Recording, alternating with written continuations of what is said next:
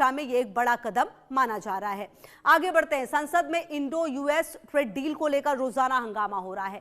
पूरा विपक्ष और विपक्ष के नेता राहुल गांधी मोदी सरकार पर गंभीर आरोप लगा रहे हैं।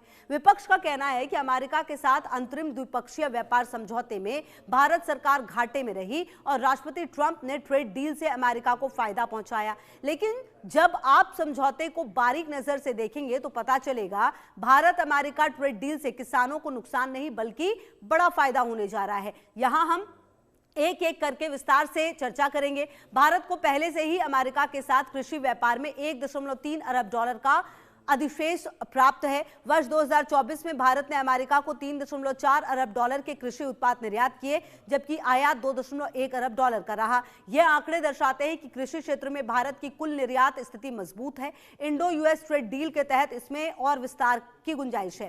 पहले से ही करीब 1.4 अरब डॉलर के ऐसे उत्पाद जैसे मसाले, चाय, कॉफी, फल, प्रोसेस्ड फूड और आवश्यक तेल शून्य शुल्क श्रेणी में आते हैं और इन पर शुल्क न लगने के कारण अमेरिकी बाजार में भारतीय उत्पाद आर्थिक प्रतिस्पर्धी होंगे और किसानों की बेहतर कीमतें मिलेंगी। फिलहाल अमेरिका के लगभग 46 अरब के कृषि आयात बाजार में भारत की जीरो ड्यूटी पहुंच है, जो इससे अपर हैंड में रखता है। इसके अलावा 18% के पारस्परिक टैरिफ के साथ अमेरिका के लगभग 160 अरब डॉलर के बड़े आयात बाजार में भारत के लिए संभावना के दरवाजे खुलेंगे।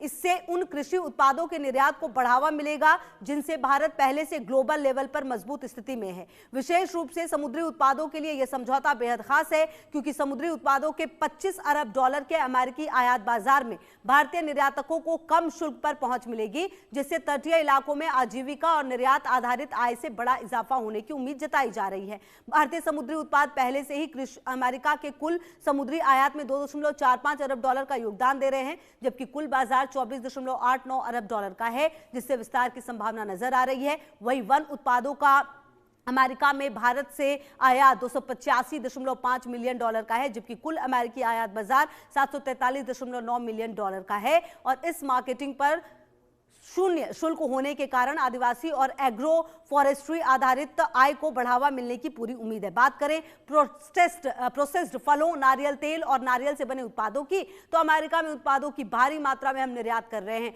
कुल अमेरिकी बाजार सैकड़ों मिलियन डॉलर का है और इस नई संभावना से भारत के छोटे किसानों, महिला नेतृत्व वाले उद्यमों के लिए व्यापार के नए अवसर खुलेंगे। और कुल मिलाकर इस तरह की संभावना भी जताई जा रही है कि आने वाले समय में ये जो व्यापार है वो काफी बड़ा और विस्तृत हो सकता है।